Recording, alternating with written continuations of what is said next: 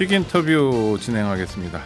국민의힘이 여러 가지 내홍을 겪고 있는 건 분명한데요. 이럴 때 또 분명한 목소리를 내는 분이 있습니다. 대변인이어서 그런 것 같기도 하고요. 또 젊은 정치인의 역할을 하는 것 같기도 합니다. 그래서 일부러 저희 스튜디오에 모셨는데요. 박민영 국민의힘 대변인 모셨습니다. 어서 오십시오. 안녕하세요. 네, 지금 약간 복잡하게 돌아가는 거죠?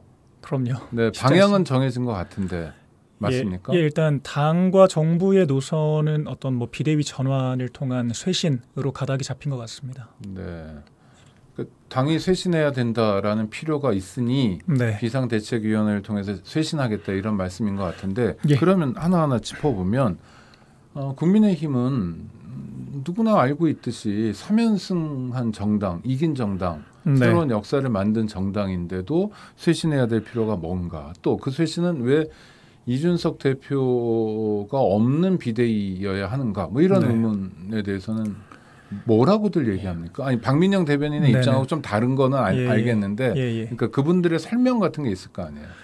그러니까 뭐 사실 그 과정까지 가는, 그러니까 또 이 위기 상황이 만들어지는 과정까지는 저도 동의하기 어려운 게 많다라는 점을 계속 말씀을 드렸거든요. 그러니까 뭐 다른 분들이 왜 그렇게 생각을 하시느냐라고 묻는다면 글쎄요, 제가 정확히는 잘 모르겠습니다. 왜냐하면 저도 사실 젊은 입장에서 이준석 대표가 만든 변화의 바람과 끝까지 당이 함께해야 한다라고 생각을 했던 사람이고, 이제 와서는 그럼에도 불구하고 강대강의 갈등 속에서 이미 위기 상황이 도래했지 않습니까? 그러니까 우리가 기존의 직무대행 체제로 지도부를 끝까지 이끌 수 없다라는 전제에 동의한다면 어쨌거나 지금이 현실적인 위기 상황인 건 부정하기 어려울 것 같습니다. 그래서 지금 우리가 놓여진 상황에서 어떻게 해야 하느냐라고 했을 때는 결과적으로 대열을 정비하는 것 말고는 답이 나오기 어려운 상황이겠죠. 저는 그런 맥락에서 그러니까 말씀드립니다. 지금 권성동 당대표 직무대행 체제로 더 이상 갈 수 없다. 네. 하는 건 결정적인 사건이 그 문자였잖아요. 대통령과 맞습니다. 당대표 직무대행이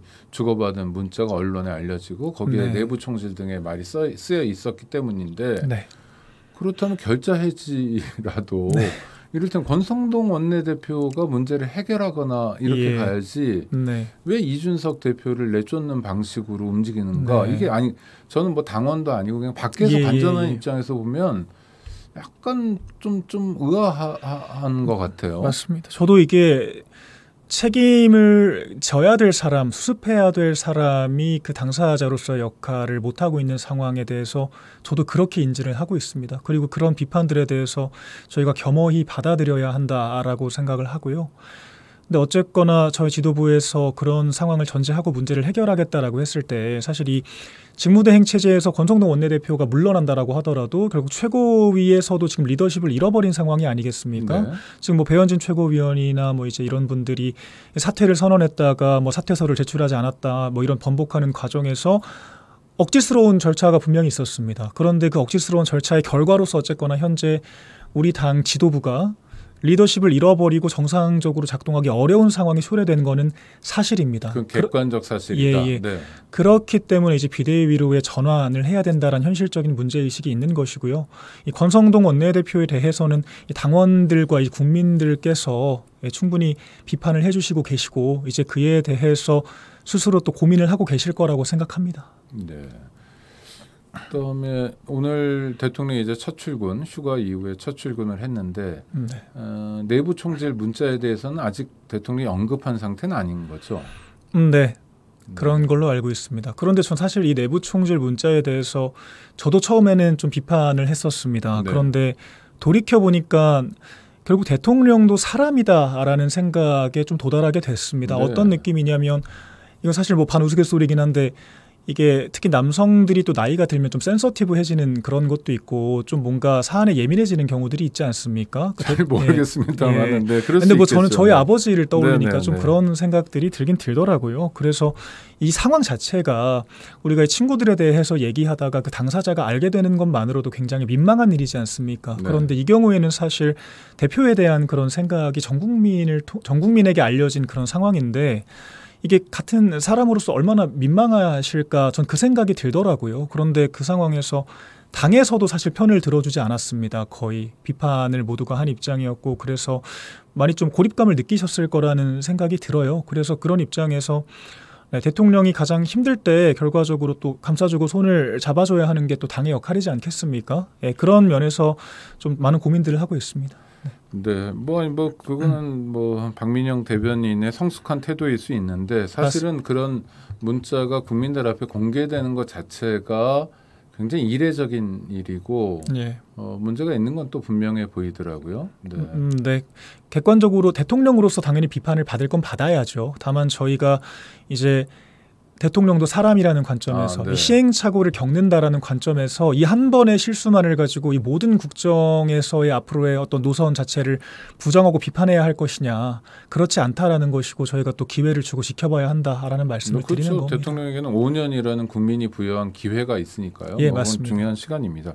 그런데 지금 대통령 지지율은 뭐 조금씩 여론조사마다 차이는 있습니다만 20%대에서 고착되는 상황인 것 같고요. 이제 예. 업무 복귀 이후에 어떻게 하느냐에 따라서 반등이냐 아니면 더 추락하느냐, 또는 뭐 유지되느냐, 뭐 하여튼 이런 것 중에 하나잖아요. 네네. 근데 반등의 기미는 잘 안 보이는데요. 하여튼 예. 지금 20%대에 갇혀 있는 까닭 뭐라고 네. 보십니까?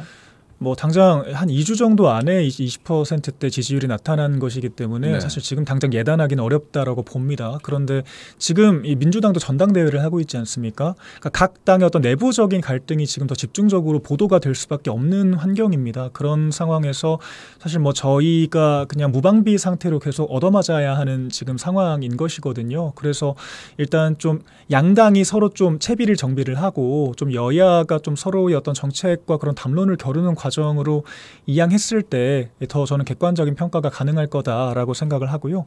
별개로 좀 당은 많이 변해야 합니다. 지금 네. 정부가 어떤 정책을 내놨을 때 당에서 적극적으로 지지를 해줘야 되지 않겠습니까? 그런데 정말 최근엔 당의 기능이 많이 망가졌다는 생각이 드는 것이요. 민주당에서 뭐 촛불을 들어야 하는 거 아니냐라는 식의 비판까지 나왔는데도 불구하고 아무도 이에 대한 대응을 하지 않았습니다. 당에서조차 그렇습니다. 그리고 대통령이 어떤 정부 정책을 좀 보호하고 지지하는 그런 당의 역할이 많이 무너져 있는 상태인 것이고요. 이것은 비단 지금뿐만 아니라 과거 당내 갈등이 비화됐을 때, 극화됐을 때도 마찬가지 양상을 보였습니다. 그래서 저는 지금 대통령과 정부가 추진하는 정책 노선은 저희가 정당하다라고 생각을 합니다. 인기가 없더라도 비판을 받더라도 해야 될 시대적 과제는 해야 하는 것이니까요. 다만 그것들이 이 메시지적 한계를 나타냈을 때 적극적으로 지지해야 되는 것이 당의 역할이고 앞으로 그렇게 이제 자기 역할에 충실하는 상황으로 정비가 될 수 있다면 반등 모멘텀도 만들 수 있을 것이다. 이렇게 또 하나는 봅니다. 당이 이 대통령을 지원하는 역할도 있지만 또 하나는 네. 견인하는 역할도 있고요. 맞습니다. 또는 뭐 대통령 공약이 잘 이행되도록 하거나 인수위원회 논의 과정에서 살폈던 정책들이 잘 반영되도록 하거나 뭐 이런 것 또는 네. 당정 또 당대 뭐 간에 이제 긴밀한 연락 소통을 통해서 뭐 정책들을 조율해 나가거나 이런 것이 당의 역할이라고 봅니다. 일방적인 맞습니다. 지지만 있는 건 아닐 텐데요, 당연히. 그런데 이번에 교육부의 5살 입학 같은 경우에는 그런 모습은 전혀 안 보였잖아요. 공약도 네. 아니었고 인수위에서 논의도 아닌데 갑자기 대통령 업무 보고에서 툭 튀어나왔거든요. 네. 그럼 이것도 당이 그냥 맹목적으로 지원 지지해야 되냐 이런 의문도 생기는데 대변인 어떻게 보세요? 아닙니다. 물론 잘못된 정책 방향성에 대해서 충분히 저희끼리 이제 논의가 되지 않았고 좀 국민들에게 설득되기 어려운 정책이라고 한다면 당연히 거기에 대해서는 견제하는 역할도 해야 되는 것이겠죠. 그래서 저도 대통령의 어떤 인사 관련 발언에 대해서도 비판을 했었지 않습니까? 그러니까 저는 당과 정부는 어느 정도 긴장 관계를 유지하는 게 맞다라고 여전히 생각을 합니다. 다만 제가 어떤 생각을 하냐면요. 제가 쓴소리를 했을 때는 대통령의 힘이 강했고 누구도 쓴소리를 해야 될 때 하지 않는 상황이었습니다. 네. 그렇기 때문에 저는 어떤 변화에 대한 어떤 애정어린 조언을 드렸던 것인데요. 지금은 대통령의 지지율이 많이 떨어진 상황이고 당내에서도 비판들이 쏟아지고 있습니다. 그런데 이 모두가 비판할 때, 그러니까 대통령이 강할 때는 아무도 조언을 하지 않다가 대통령이 힘이 없어지니까 너도 나도 공격을 하는 양상이 되는 것, 저는 이게 당으로서 할 역할은 아니라고 생각을 하거든요. 정치 도의로 봐도 그거는 점잖지 않다. 맞습니다. 그러니까 저희가 식구들을 갈무리한다라고 했을 때 식구들도 잘못하면 당연히 비판을 해야 되고 바로잡기 위한 조언이 필요합니다. 그런데 식구들이 밖에서 무조건 공격을 받고 와서 더 이상 견딜 수 있는 힘이 없을 때조차 무조건 같이 공격을 해야 된다면 그것은 당원 동지라고 이야기할 수는 없는 것이죠. 저는 그래서 지금 대통령이 위험할 때는 저희가 감싸 안아줘야 한다라고 생각하고, 물론 내부적으로는 변화를 위한 촉구를 또 해야 됩니다. 그리고 대통령이 어느 정도의 회복력을 가졌을 때 또다시 적극적으로 변화를 촉구하고 당정 간의 어떤 긴장 관계를 유지하면서 국민을 위한 정치를 해야겠죠. 네. 그럴 때 하여튼 지금 지지율의 반등 포인트라는 건 되게 중요해 보여요. 윤석열 대통령 이후 국정 운영에서도. 그러면 많은 분들이 얘기하는 게 인적 쇄신이거든요. 특히 대통령실이 역할을 못한다. 근데 지금 대통령의 입장은 인적 쇄신은 없다, 이런 입장이신 거죠? 네. 일단 오늘 박순애 장관의 거취에 관련해서 아마도 입장이 나올 거라고 전 들었거든요. 5시 30분에 나온다가 조만간 그분 아마 그만두실 것 나올 같아요. 것으로 보이는데요.